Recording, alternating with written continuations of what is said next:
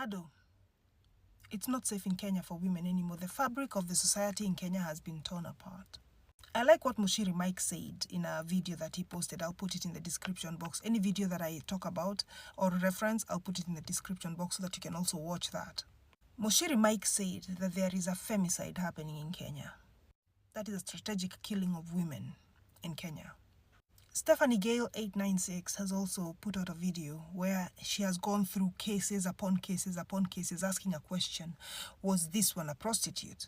Was this one doing unsavory behavior too? Because there's a lot of things out here where people are talking about, oh, people should not eat free money, people should not sell themselves, people should not do all these things. But Stephanie has gone step by step, case by case, going like, has this one also done that? Has this child in diapers also done that to deserve rape or even to deserve killing? In Kenya, issues surrounding women and where women are being done something bad, they're using propaganda tools to kill that story quick, fast, and in a hurry.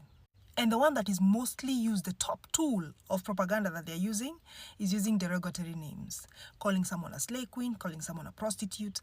This dehumanizes you to a level where if it's an investigation, it's not prioritized. Ni malaya amekufa. If it is us being reported to this story, it is something now, it becomes a human interest story where it has gore and all these things, where now even proper investigations cannot be done. Like this case where people were ushered into a room where a woman was killed, and of course disturbing evidence in the name of exposing the press. But all the press wanted to do was gore. And there's something I've got to ask. People who have studied journalism know ethics allow you a certain boundary.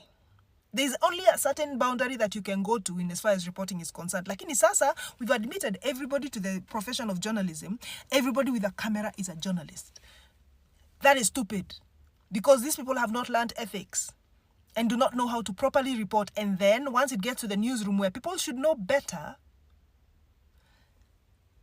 they show those things on TV. They publicize those things on internet without any, oh, this is something that, this is sensitive information or whatever. Without none of that. It's just pop there on TV. That's actually a pet peeve of mine. Excuse me for digressing. The other propaganda tools that are being used to kill women are using religious morals and empathizing with the attacker. The person who should actually carry all the blame, you kind of empathize with them. So this one is, oh, ungenda uko na yeye akatae na mshaingia kwa room. We wacha zako. Consent is continuous and enthusiastic throughout the sexual act.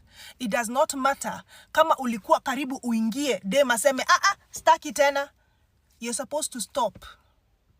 Yes. Anyone in public discourse talking about this is how that someone needs to be treated because they were a slay queen, because they were a prostitute, because they were this, and especially if you're a woman, you're emboldening the few men who think this is something that should be done to women.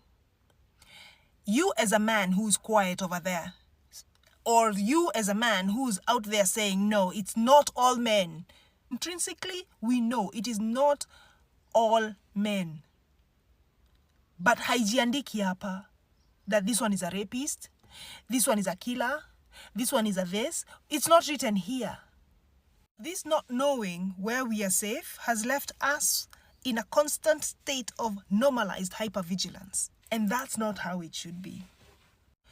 The famous decks are stacked against us, Kenyan women. And this is not the time we have to wait for someone important to be killed in such a situation for there to be action.